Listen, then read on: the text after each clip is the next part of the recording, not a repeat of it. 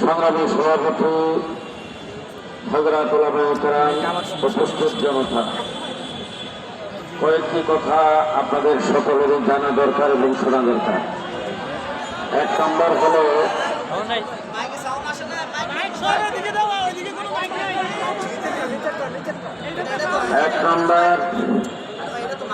নম্বর হলো একটি মিডিয়াতে ছবি সহকারে, ভিডিও সহকারে রিপোর্ট করেছেন যে তারা আজকে যে ধরা পড়ছে মাসবিন নূর এবং তাদের চিহ্নিত ব্যক্তিগুলো ইসরায়েল সফর করে ইসরায়েলের মুসাদের সাথে তারা বৈঠক করেছেন।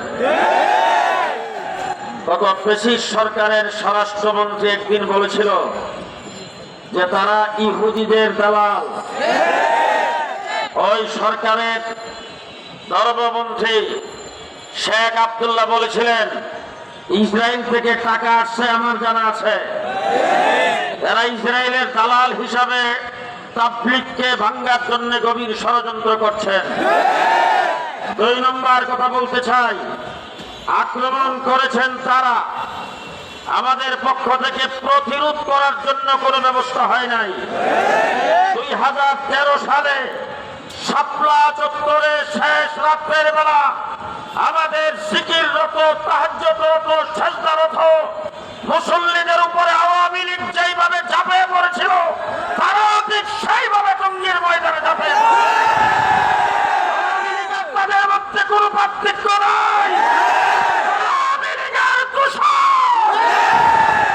তিন নম্বর কথা বলতে চাই, আমরাও গ্রেফতার হয়েছিলাম সাধারণ মামলায়।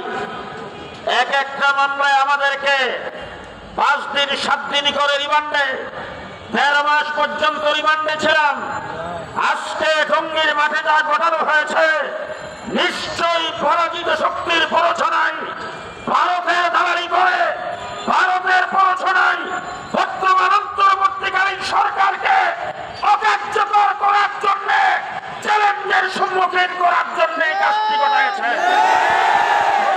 যাদেরকে গ্রেফতার করা হয়েছে, যাদেরকে গ্রেফতার হবে তাদেরকে রিমান্ডে নিয়ে জিজ্ঞাসাবাদ করতে হবে। শেষ কথা বলতে চাই, মিরপুর 6 নম্বর মার্কাজ সাদিয়ানীদের তাবলীগ আর সেখানে চলবে না। এখন যারা হাতটা উঠেছে রাহি করেন, সাদিয়ানীদের তাবলীগ 6 নম্বর মার্কাজে আর চলবে না। শেষ বার্তা দিচ্ছি এবং আমাদের আজকের সভাপতি, আমাদের মিরপুর নেতৃত্ব যিনি দিচ্ছেন মৌলানা বাহাউদ্দিন সাহেব, লুকমান মাদারি সাহেব, তারা সহ অন্যান্য উলামাদেরকে বলছি আজকে সন্ধ্যার আগে আগে 6 নম্বর মুক্ত করতে হবে।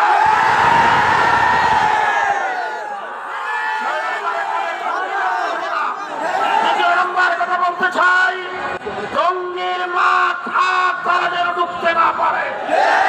তাদের কোনো জোর, তাদের কোনো ইজতেমা টঙ্গীর মাঠে আর চলবে না। কাকরাইল মসজিদে তারা ছিল 2 সপ্তাহ, এখন থেকে 2 মিনিটের জন্য যাইতে পারে। আপনারা সবাই একমত তো? এই ব্যাপারে যদি কোনো পদক্ষেপ উলামায়ে কেরাম নেন আপনারা থাকবেন তো? থাকবেন তো? কথা বলবো, আমাদের 500 কর্মী, শুধুমাত্র মাল সামান অন্তত 400 কোটি টাকার মালামাল আছে আমাদের মাঠে। মাল সামানাগুলি পাহারা দেওয়ার জন্য মাত্র 500 কর্মী দেওয়া হয়েছে। সেখানে 12টা গেট, এক একটা গেটের মধ্যে 100 করে লোকের দরকার। অন্তত মিনিমাম 1200 সেখানে শুধু ভলান্টিয়ার থাকা দরকার। এরপরে টঙ্গীর মাঠে যেই নজম চলতেছিল তাবলীগের, সেইগুলি এক এক করে চলবে। অন্তর্বর্তীকালীন সরকারকে বলবো 144 ধারা উঠায়া মাঠ আমাদের জন্য মুক্ত করে দাও। আল্লাহ ফতহুন করিম, অবশ্যই মুকমিনিন। আসসালামু আলাইকুম।